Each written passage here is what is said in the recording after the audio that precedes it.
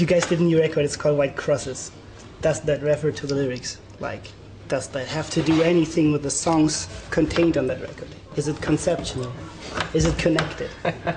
Wait, which question first? Yeah, man. White Crosses. I actually, when I was writing the record, I was living in St. Augustine, Florida, which is a small town like 75 miles away from Gainesville. And around the corner from the house I was living in, there's a church, and on the church lawn, there's 4,000 white crosses. And it was, little tiny white crosses about a foot high off the ground. And there was a big billboard, too, with pictures of children's faces. And it was called the Cemetery of the Innocents. And it was one cross to represent every abortion that happened in America every day. And it's just such a fucking ugly thing to look at.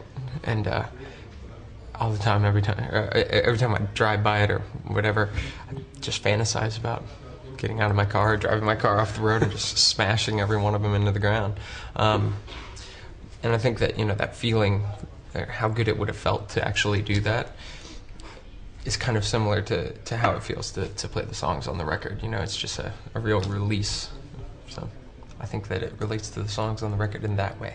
In that way, yeah. Because I've read the story about this church and this crosses, and I've read in a forum, which is an Against Me forum. Yeah. People posted man, I think the song's about about soldiers.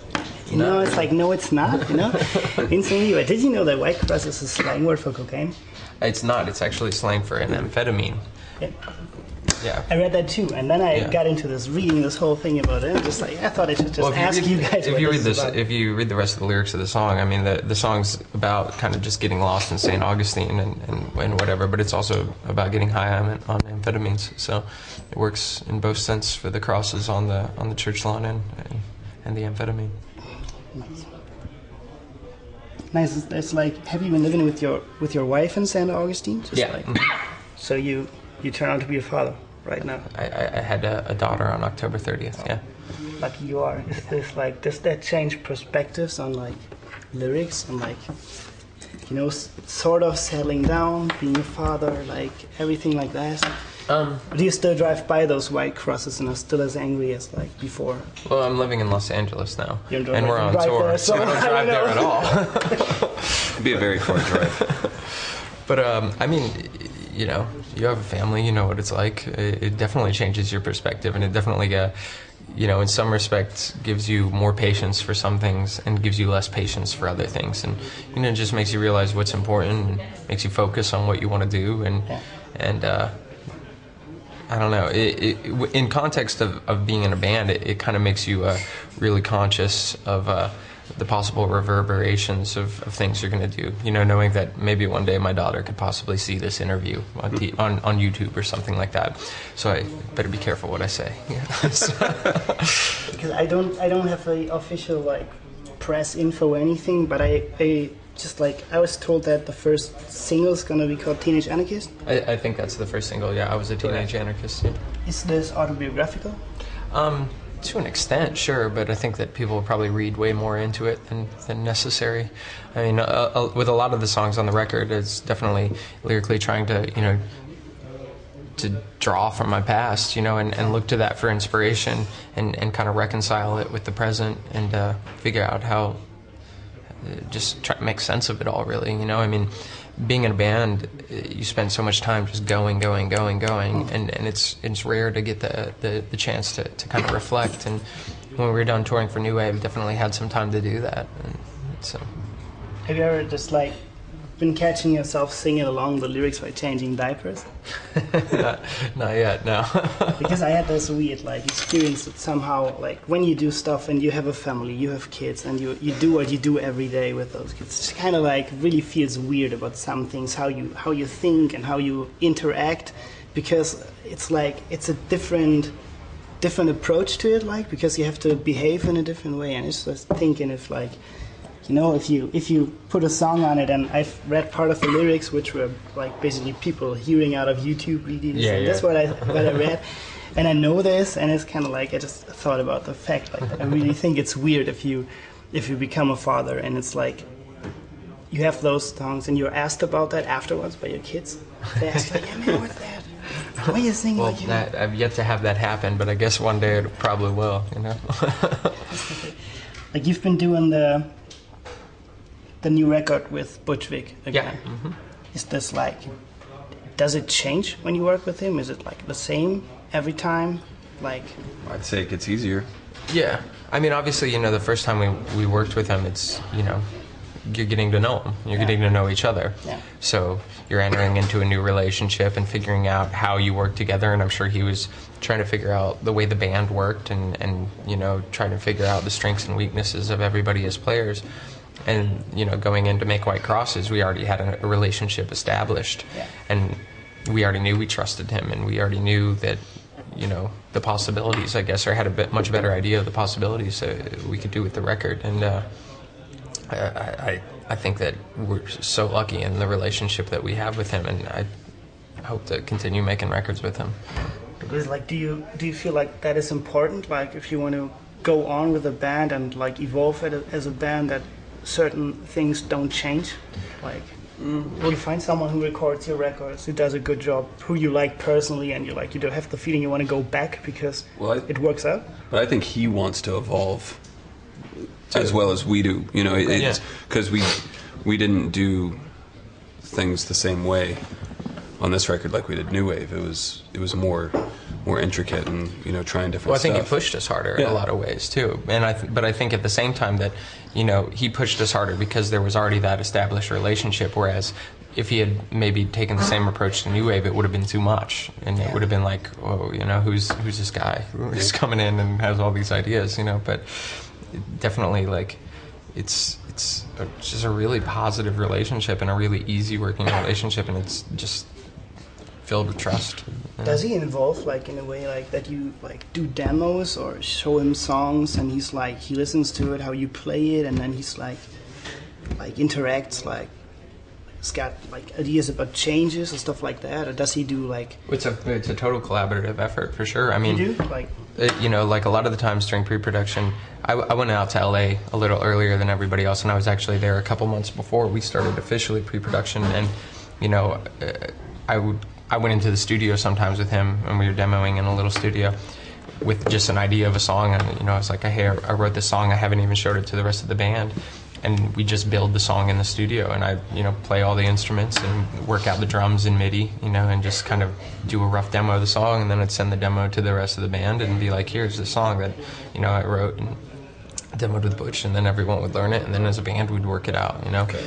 And when we were actually doing pre-production, I'd wake up and go over to Butch's house for a couple hours, and we'd work on song structure and stuff and melodies, and then we'd meet up with the rest of the band and for a couple hours in the afternoon and work it out as a band then too. So it was really just a real involved process before even stepping into the studio. yeah, that's what I wanted to know. That was one of my next questions. If you do demos and pre-production like really, and then start working as a band like later on, like get everybody in the studio, everybody tries to figure out how to play stuff, and do you change stuff afterwards? Like, yeah, I think like that the whole stuff runs like all the time? Yeah, well, I mean, when we went into the studio, we definitely had an idea, or it was pretty solid. Like, you knew all the parts of the songs, we knew exactly how it was going to be, and then a lot of in the studio, it's more about the tones and tempos and stuff like that, and the overall groove of the song, I guess.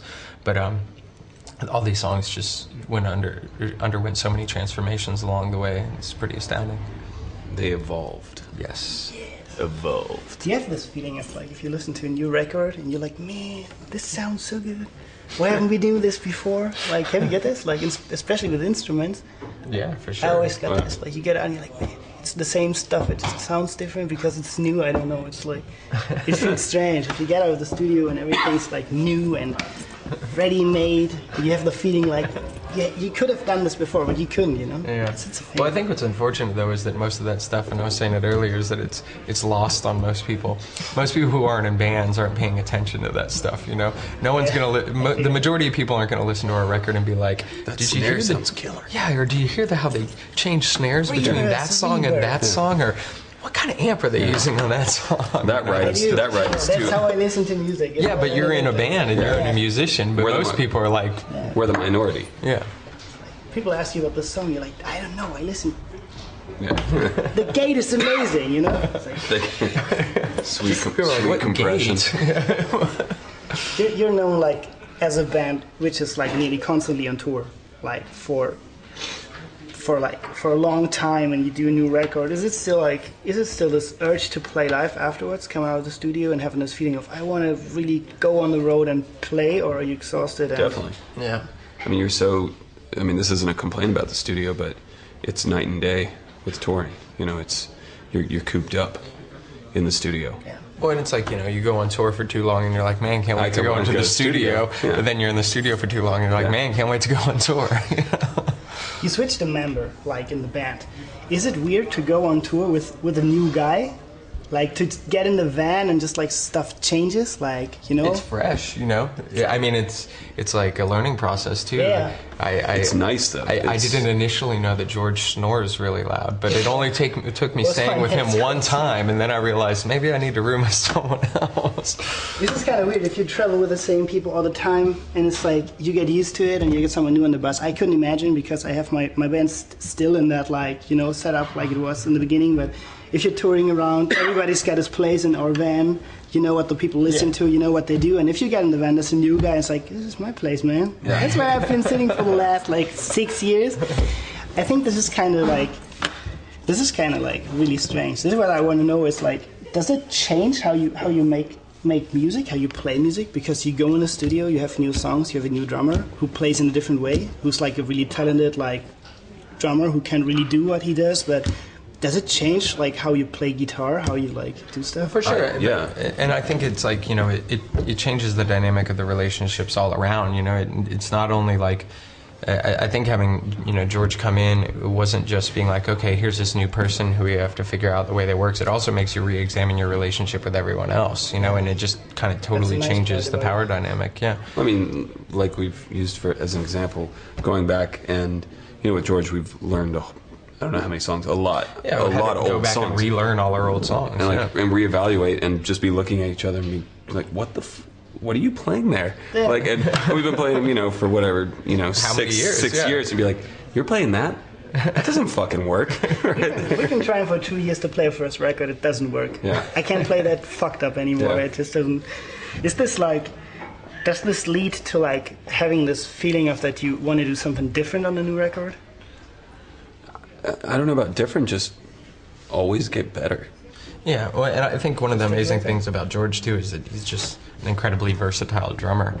So having that, being in the studio and being like, well, maybe if we try to be a little more like that, and having him immediately be able to do it was awesome. Yeah. What I was thinking about is, like, so the last record was kind of, like, really well recognized in the media. It's just like people really got to, like, know Against Me from magazines, everything. You went to a big label, there's this, like, promo machine running, everybody gets to know you. It's kind of nice. How does it feel to play in front of more and more and more people in an audience you can't, like, really, figure out what it's, like, filled with, which kind of people, totally different people, and you're singing songs like New Wave, like, on big festivals with lots of people listening? Like, do you think this, like, changes the responsibility to what you write and what you think, or do you just do what you do and what happens with everyone else around just happens? I think people are people. I don't think it's like writing. I mean, using the song New Wave as a specific example, it's not like when writing that song it was like, I'm only talking to this group of people, and anyone else who comes, I'm not really talking to you. It was anyone who's willing to listen, I'm talking to you. And playing to a diverse group of people is the best thing ever. Yeah. I mean, you don't want to play to a stereotype. You don't want to play to a stereotype, and you don't want to play up a stereotype. So you want anyone who wants to come to a show be able to come and Do you think there's a way, like, when you is there this feeling that you see all those people in concerts and then they are getting more and more and more? Do you have this feeling, because I do, that you sometimes you're standing on the stage and you're thinking, I should transfer information or thoughts or stuff in an easier way, like that you really want to say something, like, in between songs, like grab a brick and throw it through a window, stuff like that? No, when I'm up there, I'm just thinking, I am rocking so fucking hard right now. Look at me go. I don't go through like how it works. It's just us. You're just thinking, you're psyching yourself up. Go for it. Now kick, jump right here, jump. Here it comes. Jump. Yes, that's what rockers really think about in their head. Coming up, don't fuck up, don't fall. Don't fall. Look like you're into it. Bang your head harder. Harder, harder, harder. Okay, sorry. Edit that out. I don't want to give away the secrets. We're done. Thanks. Yeah, man. Thank you.